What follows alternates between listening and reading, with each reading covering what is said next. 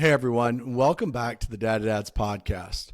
So the definition of resilience is the capacity to withstand or recover quickly from difficulties. You know, it's something that I strive daily to implement in my sons. And well, today's guest, Jeff Nelligan, actually wrote a book just on that subject. The book's title is 4 Lessons from My 3 Sons, How You Can Raise Resilient Sons. Jeff, welcome to the podcast. Hey, Robert, thanks for having me on. This is great. Jeff, I really do. I appreciate your time. And look, I thoroughly enjoyed your book. And before we dive into it, can you give me a little background on yourself? I know that you're an accomplished author, public affairs executive in D.C. You've worked for 3 members of Congress, twice presidential appointee, Army Reserve veteran. Tell me more. Well, you've listed off all the credentials there. I've had a good life in politics. Politics, like business, like we were discussing earlier, it's an erratic game. You're hot and then you're not. Yeah. And those ups and downs come, sometimes out of nowhere. So I had a good life in terms of the professional side. But of course, as you and I know, and every dad listening to this, the biggest success and the biggest satisfaction in life has come from having 3 sons, three boys. That is so true. That is so true. Hey, so I wanted to ask you something. What made you write the book? Like, where did you get that inkling, that desire to write the book? Sure.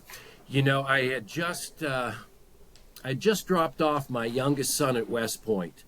And I'd driven back, and I was sitting outside of my backyard with, a couple cans of Red Bull and a cigar after 250 miles on the road. And I was thinking, the last one is gone. The nest is truly empty.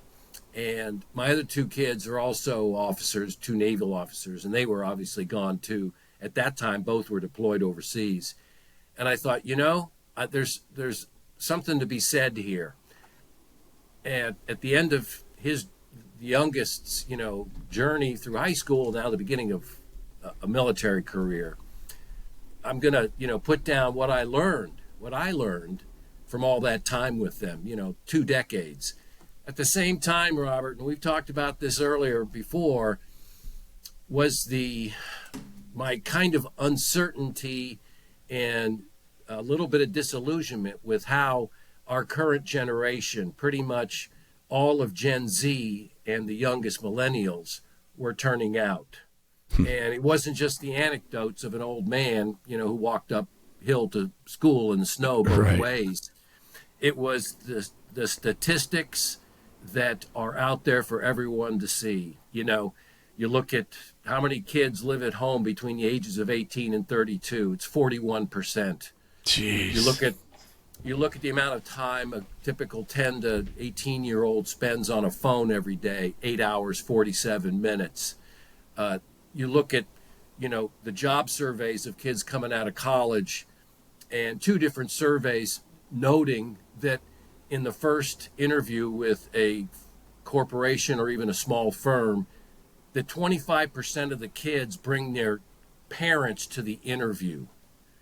So these are statistics among many statistics showing that you've really got a generation that is unsteady on its feet.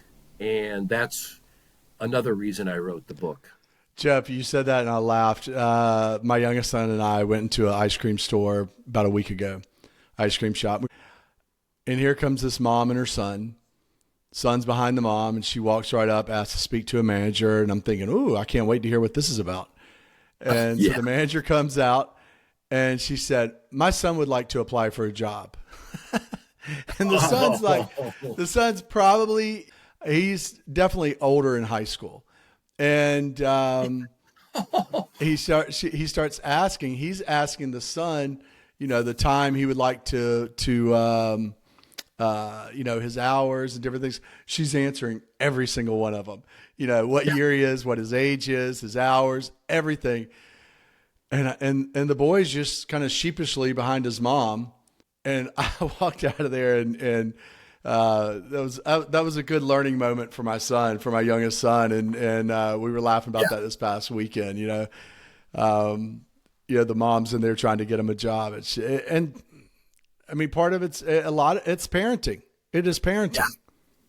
Yeah, it is. The idea that mom, is a sincere, earnest person.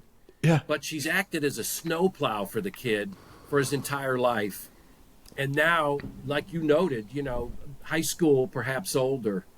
And at that age, he can't confront the manager directly and say, I'd like a job. My name is John, and these are the things I can do for you. Yeah. And now, like I said about the interview statistic, extrapolate that to a guy who's 22 or 23 who's interviewing for any size corporation or small firm or any job, and one out of four are bringing their parents to an interview. I mean, it's unbelievable. Oh my gosh, that's just, and that's it's scary. It is. It's scary for what is ahead. Look, what I really enjoyed with your book, and we were talking about before we started recording, it's just you provide so much advice in there, and I'm really going to jump around in your book. Sure. Anybody that's listening, dads or moms that want to have a bigger impact on their kids' future, I highly recommend this book. One thing you said in there that I loved, or there's several, but one thing was, if you could get in a time machine and look at 5 years in the future as to what your children will be like if they have the same habits and same attitudes. That was, I read that and I literally stopped the book right then, stopped reading, and sat down and visualized each one of my sons. And, and we've had talks about it. I mean, fortunately, I feel like they're pretty good, especially we'll go through when you talk about a good kid. But I think that part's so valuable, is to look in the future with their same habits and their same attitudes. Yes. And, that's playing the long game. And life is the long game because, every day can be a day of destiny for what's going to happen to that kid or to that adult for that matter. Yeah. I think, Robert, parents don't understand. I did understand at an early age that 75% of the time we spend with our boy or girl in their whole lifetime is going to be spent by the time that kid is 12 years old. That's crazy. 75% of the time. By the age of 18, it's 90%. That means that you have to look at that kid at 2 or 3 or 2 weeks or 8 and say, I've got to make those decisions and have that strategy for raising them right now. Because at 13, it's now 80%.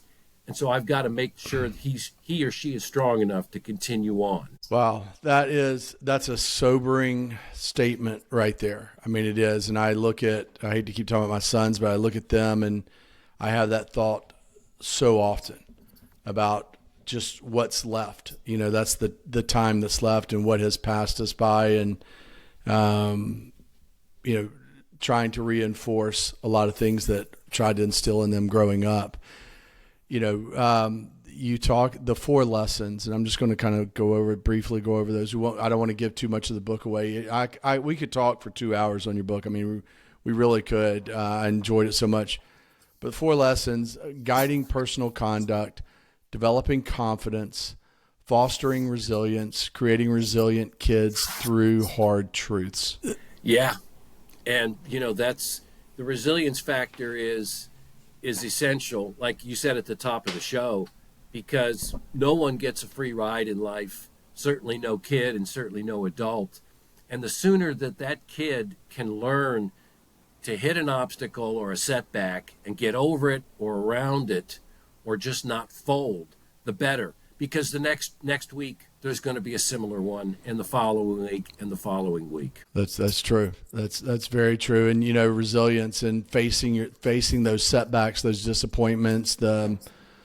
Maybe you didn't make a certain team. Maybe you did. You weren't on the first team. Maybe you wanted to make varsity and your JV. That resilience to keep chugging along, man, to look at what you can do better. I think it's so important instead of just tossing in the towel and switching to something else. Right. That the quitter analogy, and you and I, and probably many dads listening, use the athletic metaphor because my kids played athletics from the age of 4, and I've got a kid right now playing professional rugby. So his path, has lasted over 20 years of playing sports. But the other two played in junior high, high school, college. And, sports is a great metaphor. But I'll tell you, there are plenty of kids who are not good at sports. So the metaphor just goes to the marching band or the theater production or the robotics club or the chess club or scouts. Anything where a group of like-minded kids get together and then work towards a goal with supportive parents. Anything like that where kids have to be better, they have to improve their own standing with the kids around them. They have to go have that camaraderie of being in that team, whatever kind of team it is. And last, they have to put up with the adversity. Athletics is perfect because we all know at the end of the game, there's a scoreboard and there's a winner on it and a loser on it. Yep. And you want to have a kid that's never comfortable being the loser. I love that. You also in the book, you said the world rewards and respects accomplishments. It just does, right? It does. Yeah. And, one of the things I drove home with my kids was the idea of performance. I remember when the kid was, very young, 9, 10 years old, and we were going to a lacrosse tournament where it was pretty heavy duty for, selection beyond, the age of 10. And we were driving down the main drag of this high-end prep school in mid-Atlantic. And there's these signs on each side of the road, banners, diversity, justice, equity, fairness and inclusion. And we were reading them off as we were driving down the main drag. And I said, oh yeah, but let's not forget SATs, all conference, GPA. And the kid starts laughing. Here's the 10-year-old kid. He gets it. And then I told him, I said, look, guy, the old man, I'm all for justice, baby. But you're going to play in a game in an hour where they don't care about your feelings. They care if you can catch and throw and run up and down a field and take hits. Your coaches, your parents, your teachers, most important, your teachers, and the adults in the neighborhood. So feelings are great, but performance is the only thing that lasts. That's it. Hey, I want to ask you this, participation trophies. What's your feeling on that? Oh man, all our participate, for the few teams that they played where they got participation trophies, those trophies are in a landfill, in New Jersey probably. That's like my sons. And, I think it was my youngest one time. Maybe it was soccer. He got one. And I said something to him. I said, what do you think about your trophy? He said, I don't care. And, you had these other kids and their parents were look, you got a trophy, and making a big deal of it. Let's go get ice cream for your trophy. I hate to say you have to be so focused on winning. There comes a certain time and age where winning matters. Yes, effort, going out there, doing the best you can, but you better do everything you can to go out there and win. And, it is the accomplishments that the world recognizes and rewards. I mean, it is those. And, I emphasize, kind of like you, that at a certain point, winning is crucial. Yeah. because you're judged that way. As I say, I go back to the performance. But when I talk to parents, I say, yeah, my kids were built on the aspect of winning. And if they were on the second team or they weren't getting playing time on the field, they went home and practiced for months so they could get on the field. Yeah. I said, but I don't buy into this whole participation thing, because tell me the next time your kid brings home a D on a paper, you're going to be happy with that. Don't tell me that performance doesn't matter in anything, because when your kids got the D or the F, you're not going to be too pleased. I know. I think about some of the school systems today, and for a little while, and they did change it after a lot of parent pushback. But in my oldest son's school, I think if you made below a 70, you were able to retake the test. And you could get up to, I think, like a 90. There's no, and I told them, I said, look, no, if you have the option, if you make, or maybe it was below a 90, I can't remember what it was, but you could retake the test if you made below an A. I think that was it. And you couldn't get any higher than a low A. And I told my sons, don't you dare. I'm not allowing you. I don't want you to retake, because let me tell you something. If you're one day a surgeon, you're not going to be able to go back and redo the surgery. Oh yeah, I messed that up. Sorry. I amputated the wrong arm, or, replaced the wrong valve. Let me do this one. If you're an attorney, you can't go before the judge again and, let me retry this one more time, because I really missed some evidence there. Or, like me, if I'm doing a presentation to a company, I can't, if I screw it up on a Thursday, I can't go back and say, hey, can I come back on Tuesday and, represent my presentation to you? No, you have one shot to do this, and you better put everything into it. So we are to blame. We are to blame, but we as parents are to blame society, but I think we're also the fix too. And we're definitely the fixed. And your example goes right back to the ice cream shop. That snowplow parent, that enabling.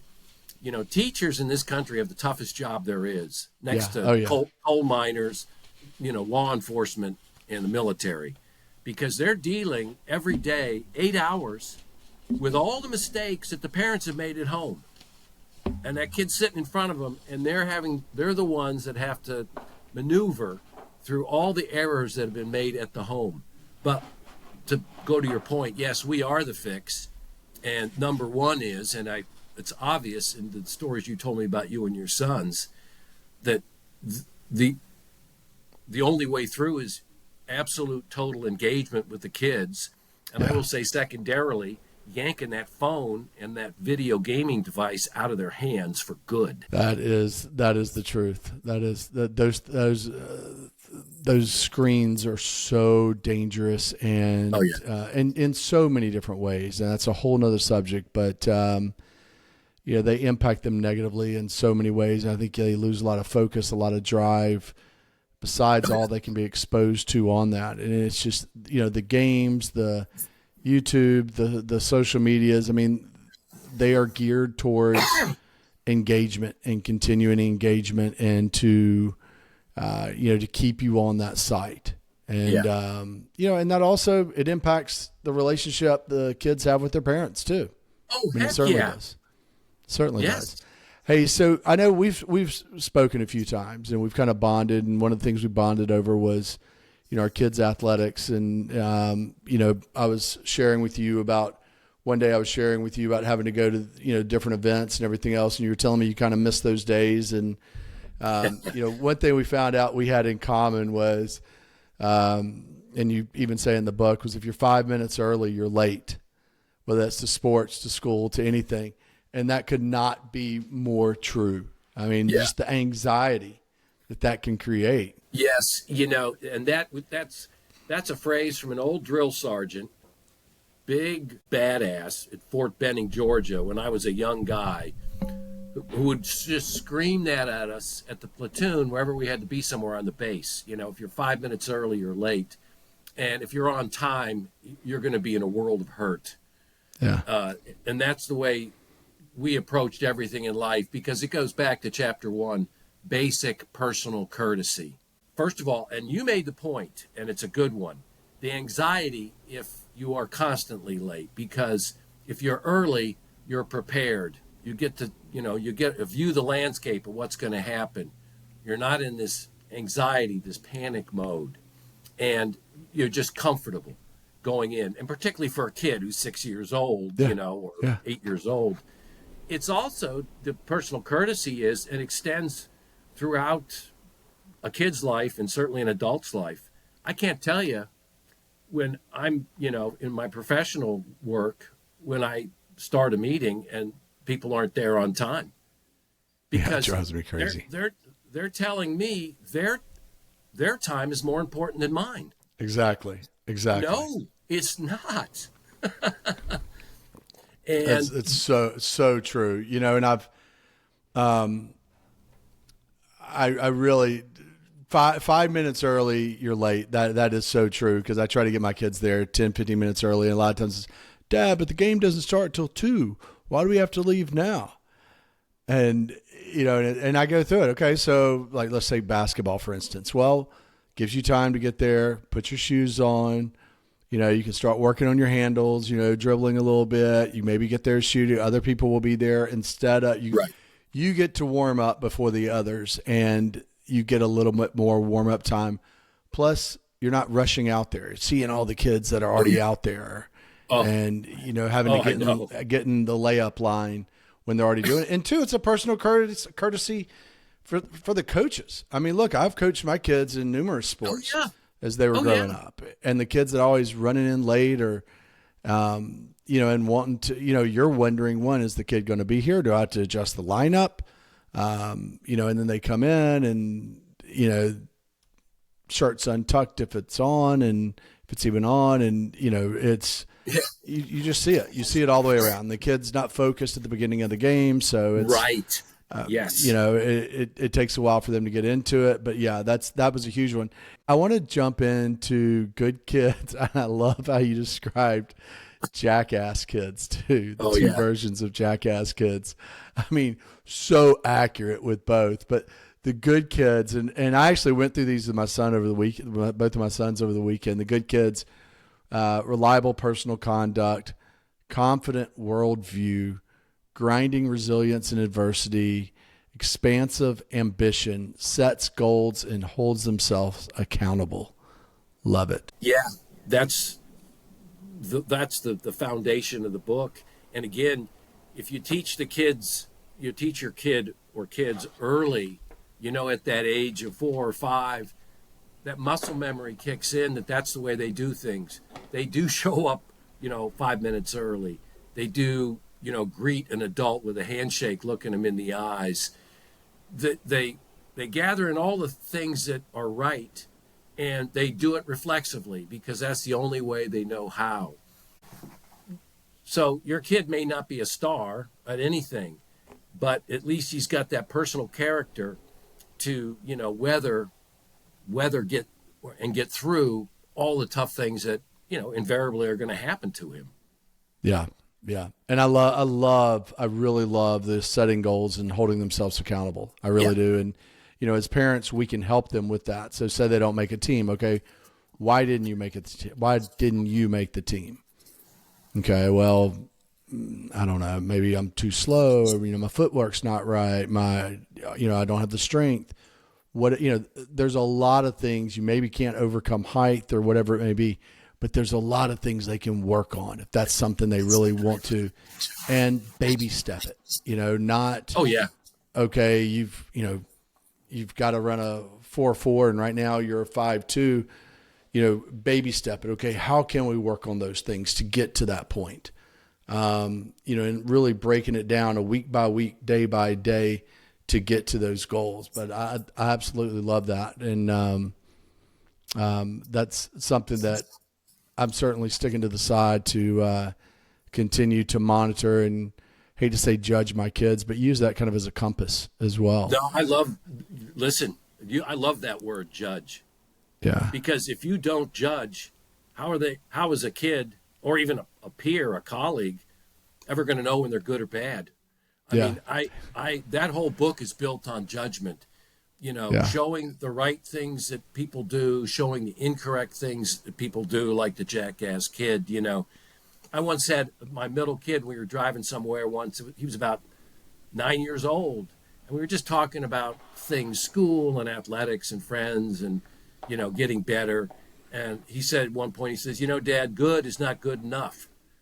And I'm looking at him in the car. I'm going, where the hell did that come from? I said, that's like a 35-year-old man sitting here. Yeah. He says, no, because once, it just isn't, because everyone's good where I am in my school and on my teams. I can't, that's not good enough.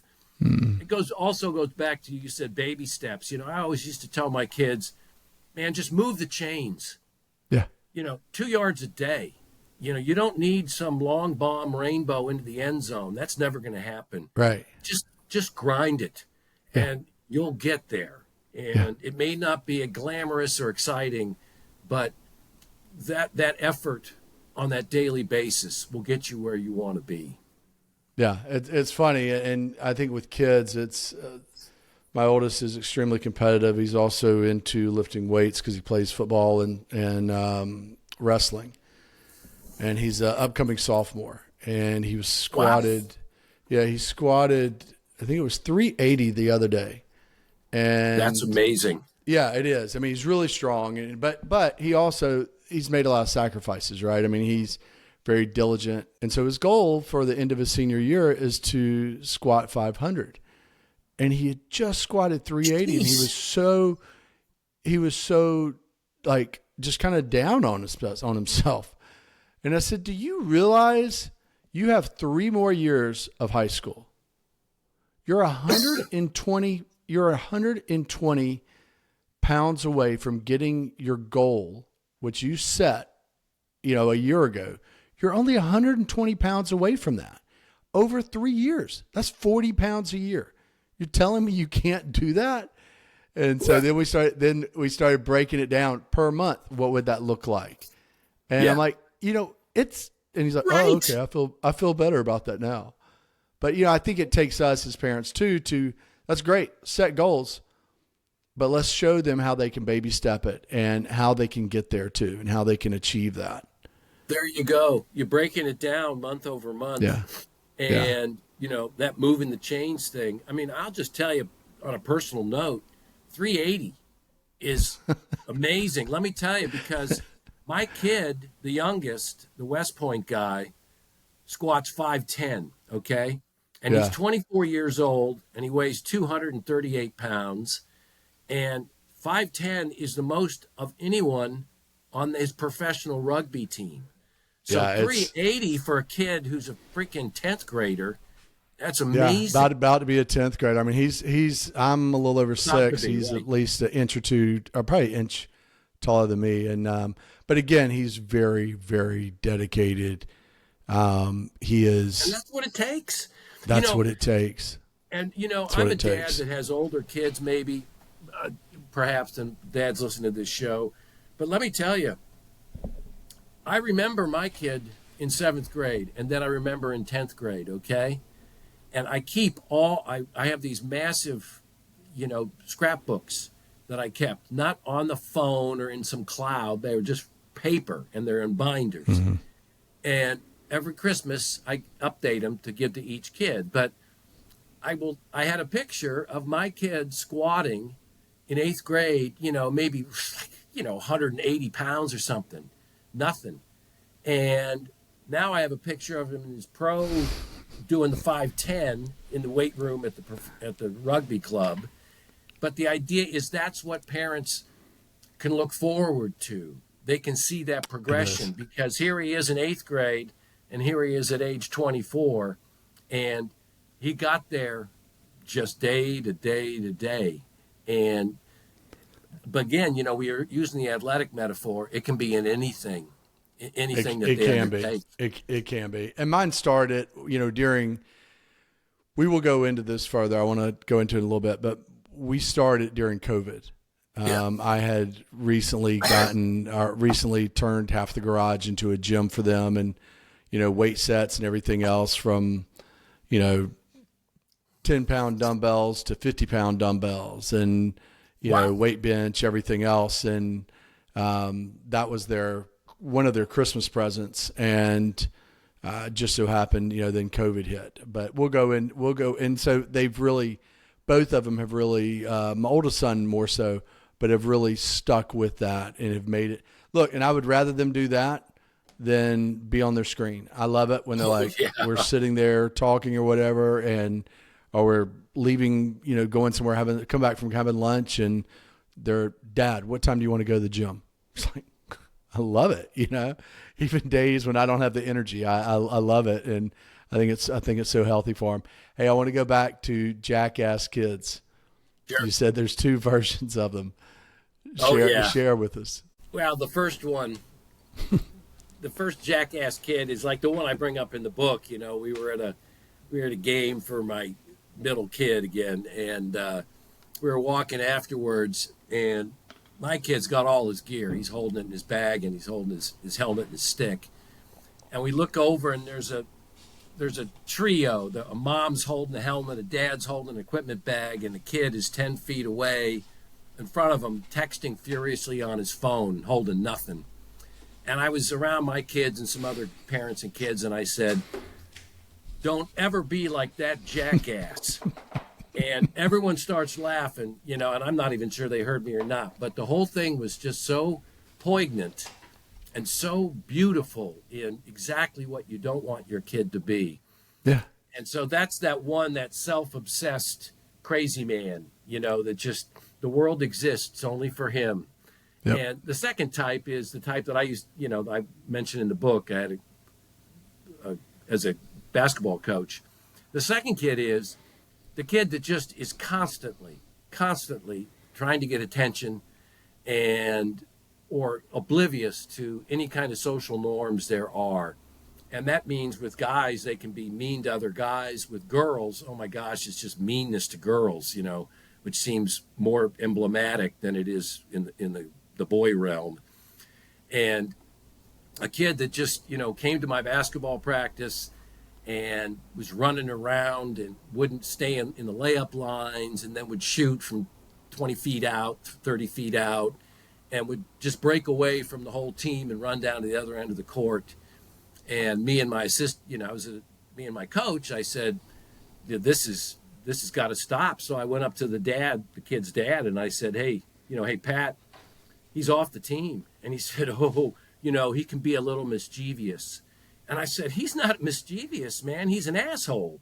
And he's off the team. And he said, you can't do that. And I said, I just did.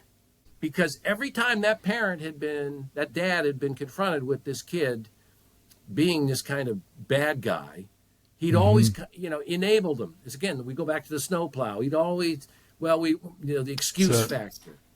But not with me, because that behavior was upsetting 13 other kids who really wanted to learn how to play the game. Yep. So those are the two, the self-obsessed and then the out-of-control maniac. There may be others, but those are the two that I encountered. No, and that's so true. Reading through that and thinking about kids that I've come across, whether it's through coaching or whatever it may be, and man, that is so accurate. And you look at them like, it all goes back to parenting. But you look at the kid and you're like, gosh, you are on such a bad road. You said at the beginning, the parenting, and that parents have to step up. And because this is a dad program, dads have to step up and they have to get engaged. And that means they have to turn their entire life over and say, what am I doing wrong and what can I do right? And I've said this numerous times, and it's, you can be a father and not be their biological father. I mean, there's a lot of kids out there that need those male role models in their lives. And whether that's through coaching, whether that's through, volunteering, through scouting, whatever it may be. I mean, especially males and females, boys and girls, they need that masculine role model in their life. They need that. Yeah. And, I would like to challenge everybody to do that, whether it's just volunteering to coach kids at the local rec, whatever it may be. I mean, you can have a huge impact on a kid of what's right, what's wrong, expectations, manners, all those things, shaking hands, looking people in the eye, all these little things that can have a huge impact on these kids later on in life. Hey, let's talk about COVID and what impact do you think that had on kids?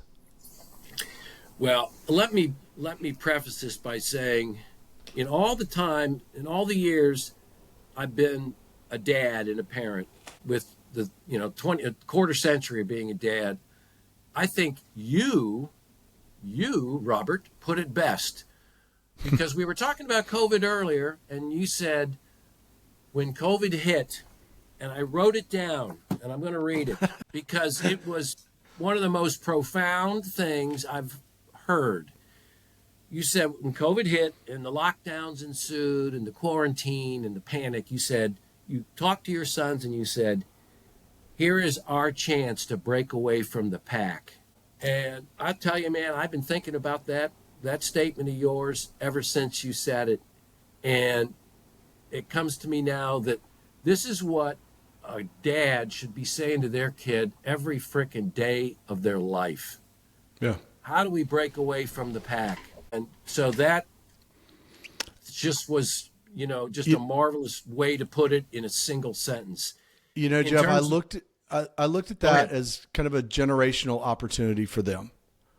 And I looked at their friends and they were with me and I'm like, well, what's this kid, what's such and such doing today? And what's he doing? And what's he doing? Oh, he's on the screen, or whoever wants us to get on the Xbox and play Madden in a little bit, or, what are they doing? And everybody was just, when they closed the schools, it's like kids are all on the screens. I'm like, no, we're not doing that. This is, and I told them, I did say that. I said, this is a generational opportunity. This will never come around again, hopefully, where you can separate yourself from the pack. And you are going to get better at sports. We're going to make you faster. We're going to make you stronger. We're also going to make you smarter. You're not going to take this time, even though y'all kind of have schoolwork, you kind of do. You're going to continue to read. You're going to work on math. We're going to do these things because it's going to put a lot of kids behind. And you're not going to be one of those. You're going to use this as a springboard. And they did, and honestly, they have. I mean, look, I hate to brag, they're honors and accelerated classes. I think the lowest final grade between both of them, I think, was like a 95. But we worked on those things, and developed those habits during that time. And I told them, I said, look, you're not going to be working on your thumbs, playing these little games, getting better. We're not doing that. No. Maybe at the end of the day, after we've done all these things, you can reward yourself then. But that's not going to be where you wake up and you're automatically on the screens. But man, Jeff, I just think it had such an impact on the kids in so many negative ways. Yes. And, we go right. I mean, I wrote a book about it called, Your Kids Rebound from Pandemic Lockdowns, a parent guide to restoring your family. Because early on, like you, I saw, because I've been dealing with kids forever, that, oh my goodness, you take kids out of that social situation where there's competition and, the idea of being around friends and being pushed, and they're gonna dissolve, and they did. And the first thing was, you just brought it up, man, the thumb exercises. All they did was spend time on screens. The numbers are there. I gave you the 8 hours 47. That accelerated during COVID. It was the mental health problems, that lack of confidence because they weren't in situations around other people, so their personal development just sagged.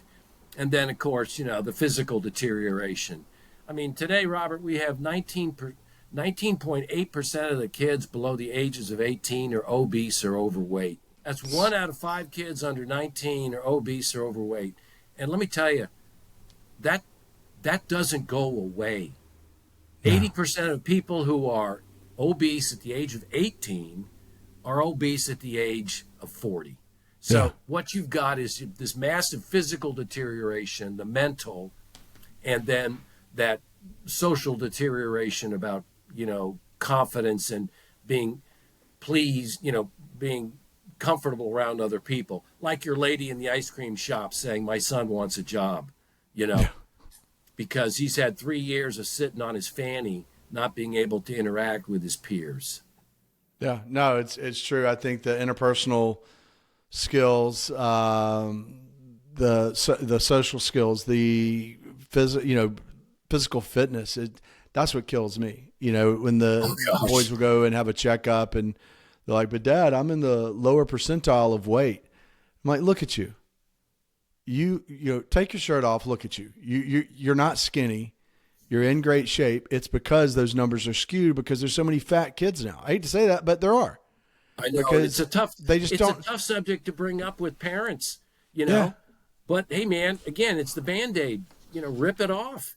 It's on us. It's on us. Yeah. And, it kills me too. I mean, don't you remember, maybe, I don't know if you guys did, but growing up, we used to have, I think it was called the Presidential Physical Fitness Test.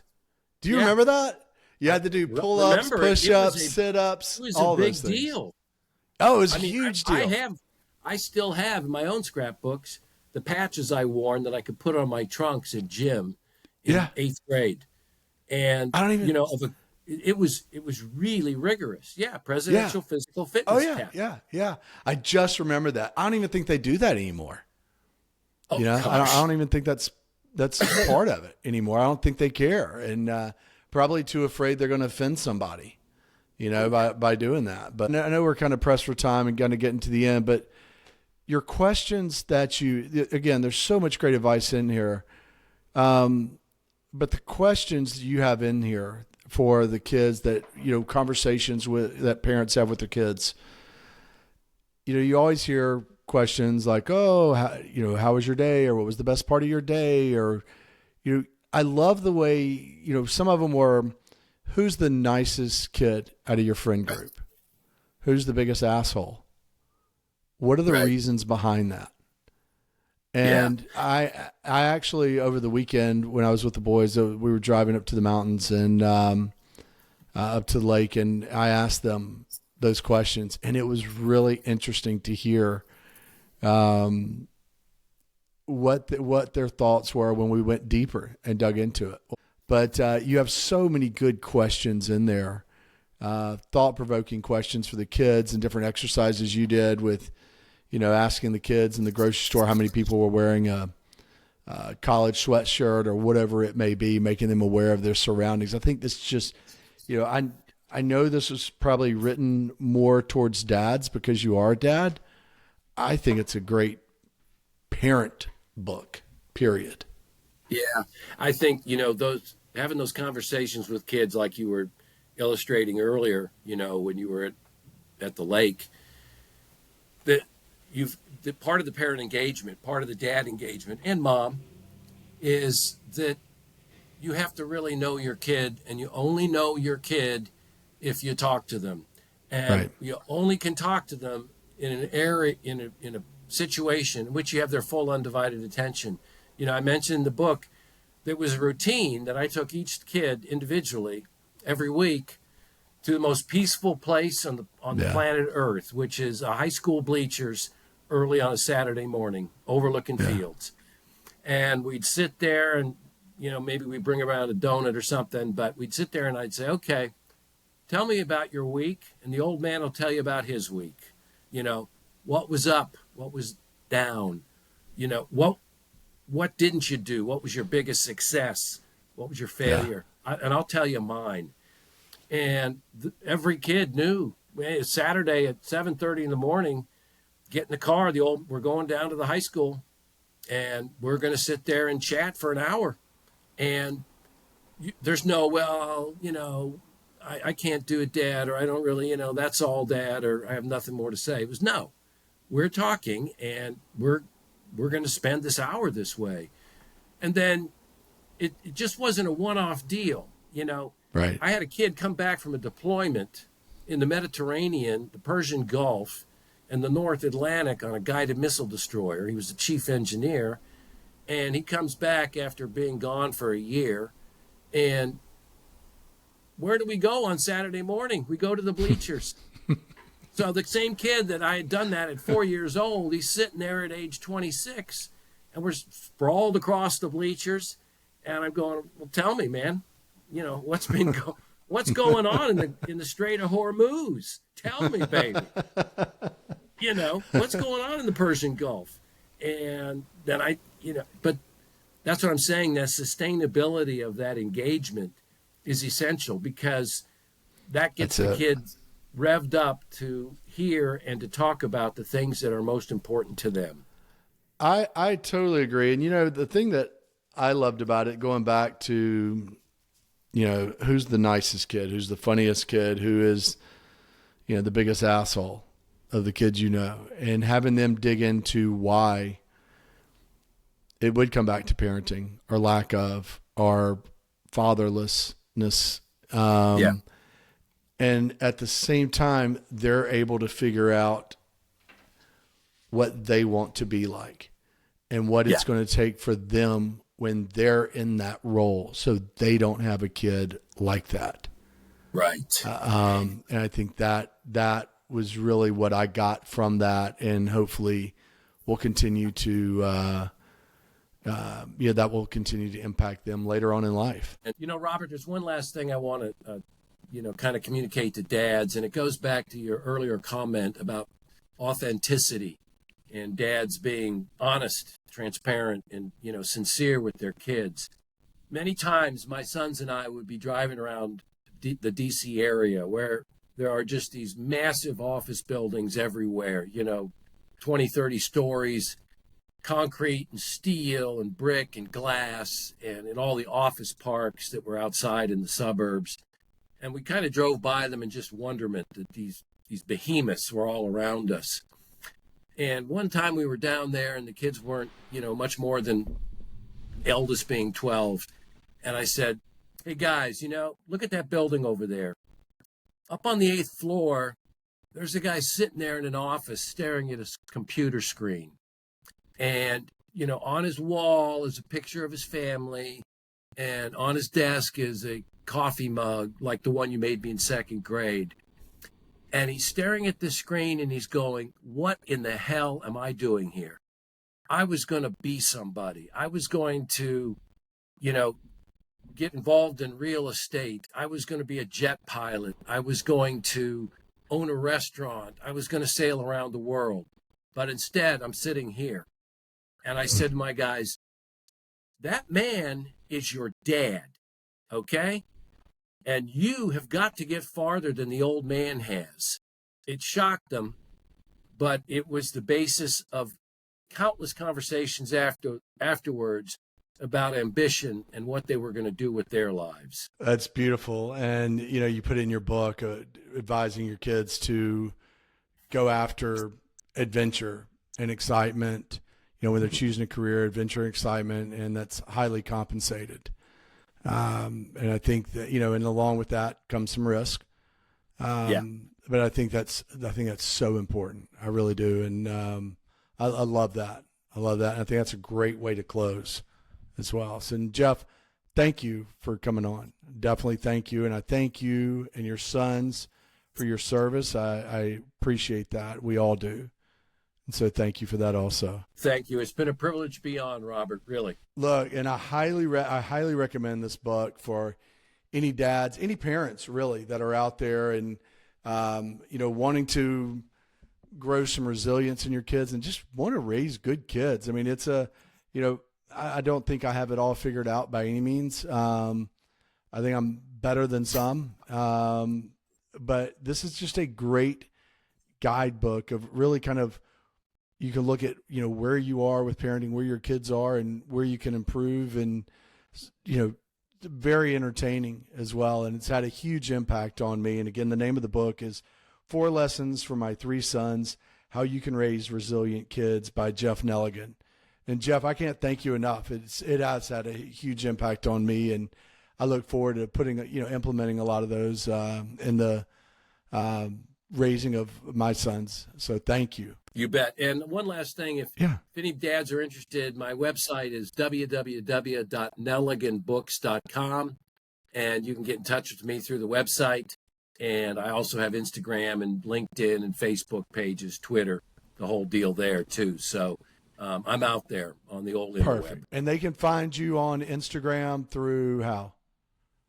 Nelligan_books. Okay. And on Facebook at Jeff Nelligan Books, and LinkedIn, just my name, and on Twitter on X at Resilient Sons.